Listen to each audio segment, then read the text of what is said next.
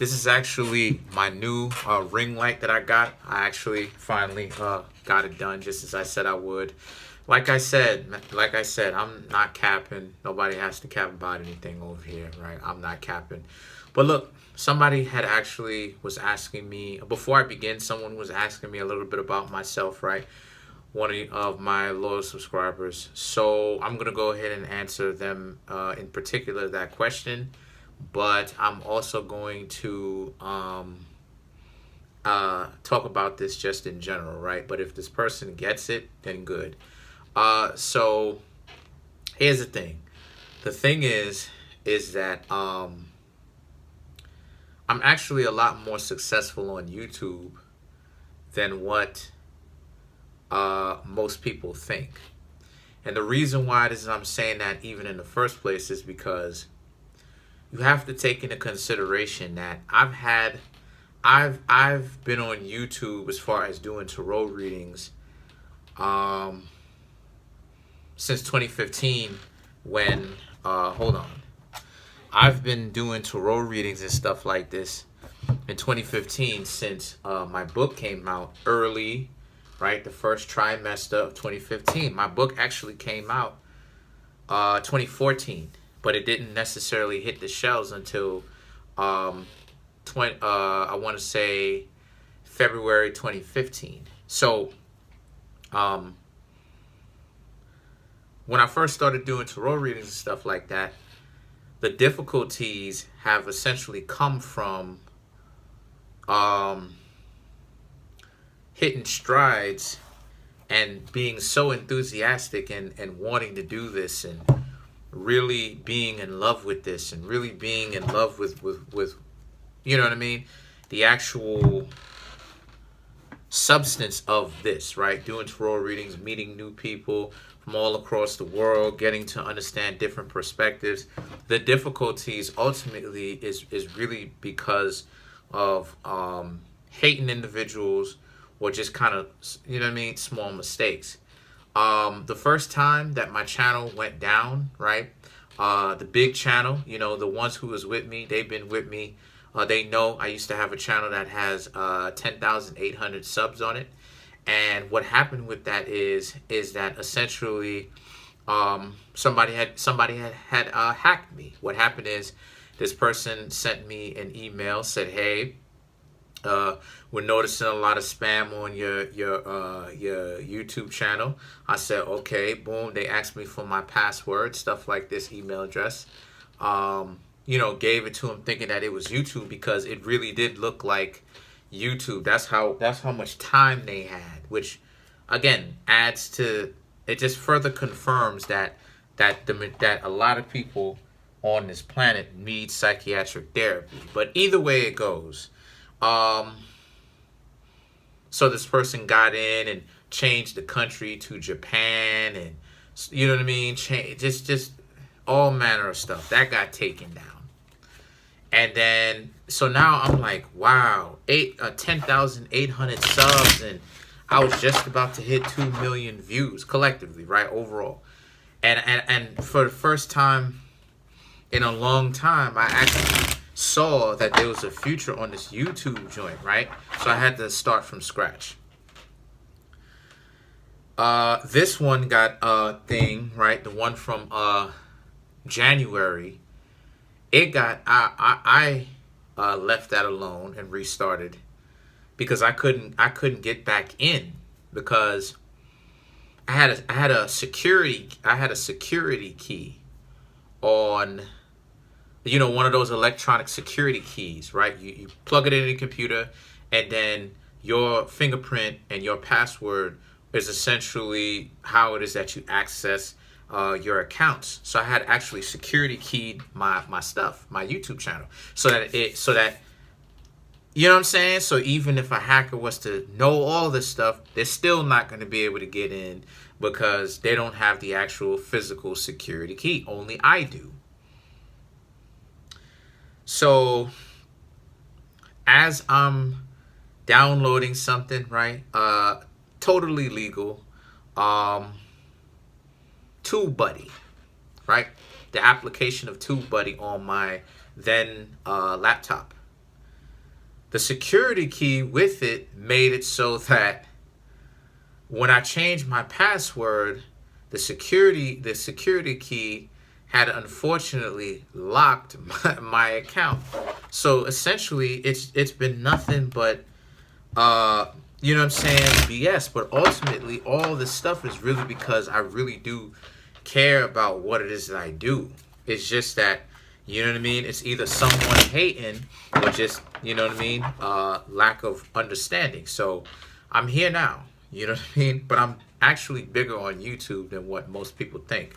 So the cards that I come up with for the Aries is the Nine of Spears, Three of Spears, Knight of Cups, Seven of Cups, excuse me, Page of Swords, Knight of Spears, Eight of Spears, a lot of spear cards, Ten of Coins, the Devil, wow, Ten of Cups, a lot of fire, the Fool, see, a lot of fire, Three of Swords, Hermit, Ace of Cups, and Two of Swords, a lot of fire. Spare cards are wands. Wands are fire signs, and even some of the cards that don't necessarily mean that they are fire signs, they have fire in them, right? Like the Devil and the Three of Swords, right? Has fire in it. So what I'm seeing here for the Aries is the Nine of Spears, Three of Spears, Knight of Cups.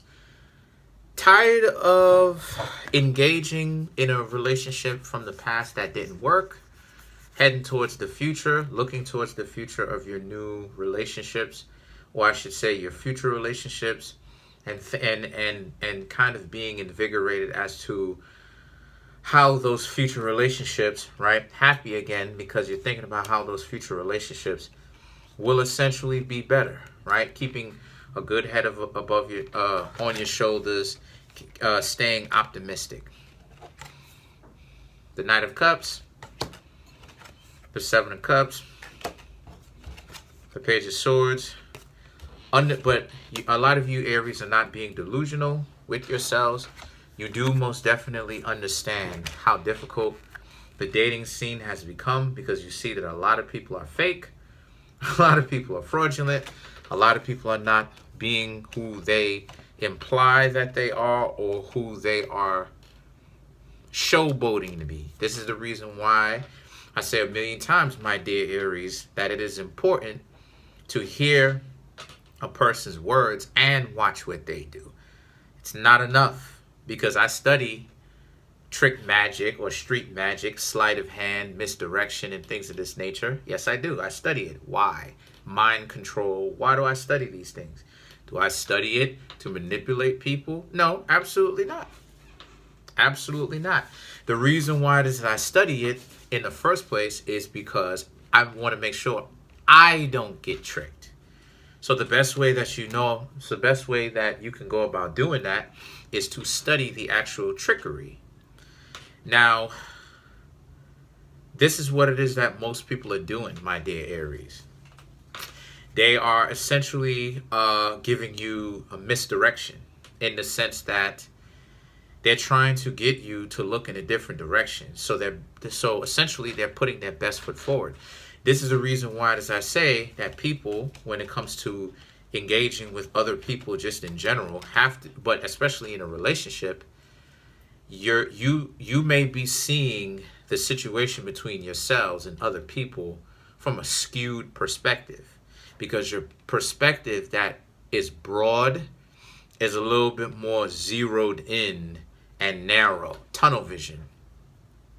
And that's what people use who are trying to trick, and manipulate. That's what people use. They want your perception to go from being broad to now being very slim, and have a limited perspective, or have blinders on, like the horses do at the races. Why? Because if you're not able to understand that this person is tricking you, then you're not going to have enough common sense to leave the situation. So when two people are arguing, a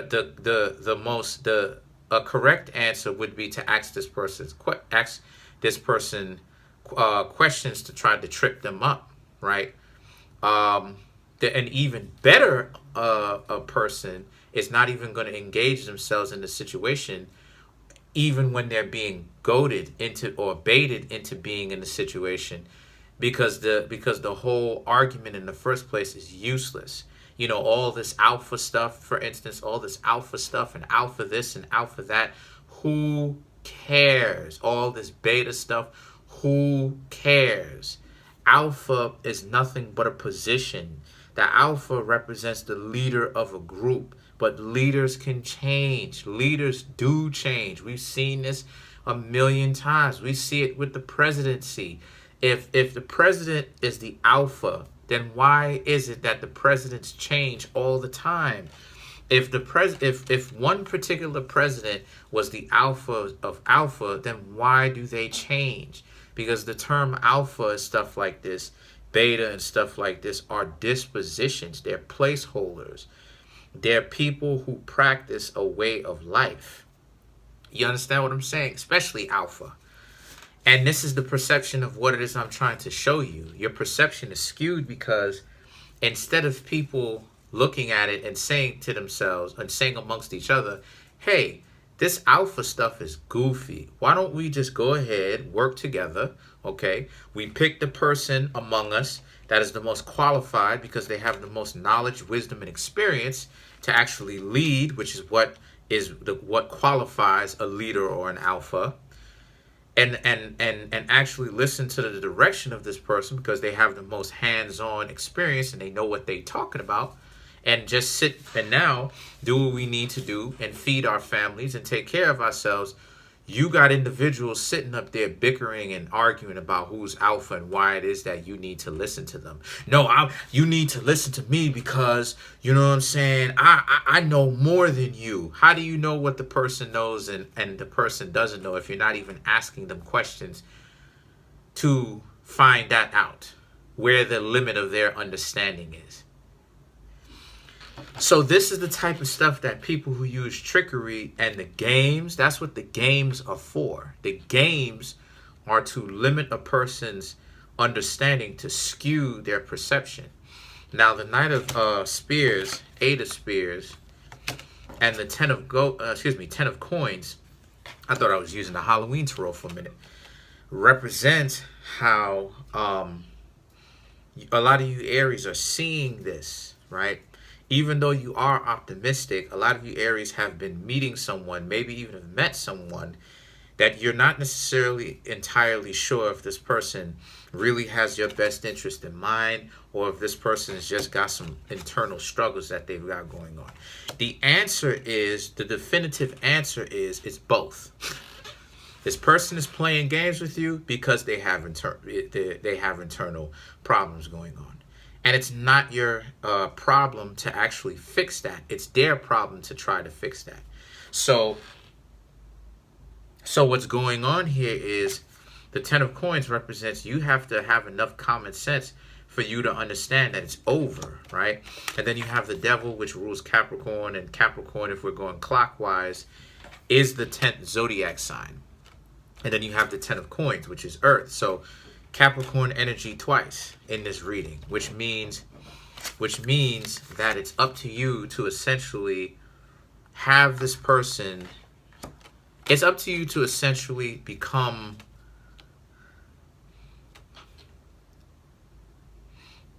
slim, let's make it lame. Because I was about to get into some spiritual stuff. Let's make it lame. Let's make it more simple than this. It's up to you to leave that person and let this person talk crap about you because it's not real and this person's got their own stuff going on. That's what Capricorn represents. Now, I understand that I'm doing it for Aries, but that's what the mountain goat represents, among other things. It represents leaving a train of thought that is organized, that is agreed upon, that the masses of people believe and put energy into and concentration into to find your own individual meaning, okay? Mercury is the planet of initiation. Capricorn is the zodiac sign of initiation.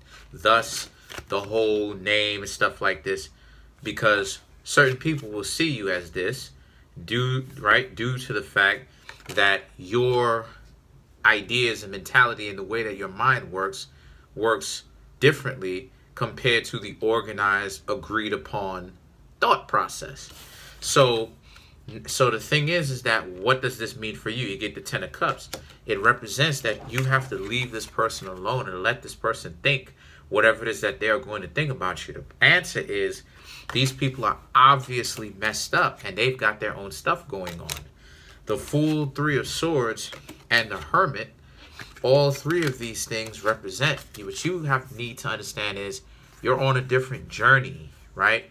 And that the heartbrokenness that you have felt is because, yeah, you may like this person, but you still have a duty to walk away.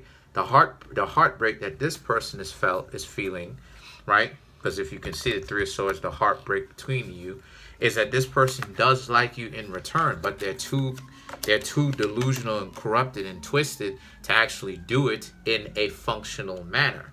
So the Ace of Cups and the Two of Swords, and it's funny because the person who actually plays Arya in on the show, that's also in this card, right, is actually an Aries.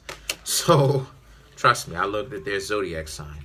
So what's going on here is that for you, Aries, this is about you need to learn to have more self-love and more self-respect, to not let anybody kind of beat you down spiritually, right, or mentally, and get you to start thinking the worst of yourself, where you know you don't deserve love, or love is going to be very difficult. No, that's BS. Some cards fell. A lot of cards fell, actually. Give me 1 second. Just bear with me. Bear with me. Okay, there we go. So, let's clarify the Two of Swords. You have Brigitte, ancestors, Dembala Le Flambeau. More fire. Right? More fire. You know, more fire. So, what it's saying is, remember to be yourselves, Aries. Remember to be that bright, chipper individual. Aries is regardless of who you're talking about, Aries is a bright, chipper, different individual. They scream individuality just by looking at them. If you've ever dated an Aries, if you have any kind of Aries friends, I've dated 2 Aries. No, I've dated one, known another one, but wanted to date that Aries though.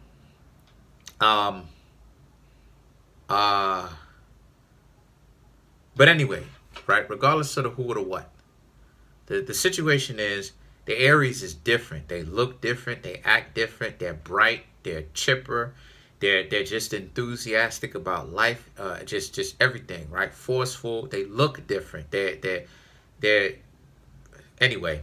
So the thing is that remember to be you and stop folding under the pressure and thinking that there's something wrong with you, in the sense that maybe people don't like your bright and chipperness. No, that's not the truth. When people go out of their way to show you how much they don't like you, then you know that there's something else going on. So that's pretty much it. Comment on the video, like the video, subscribe. Peace.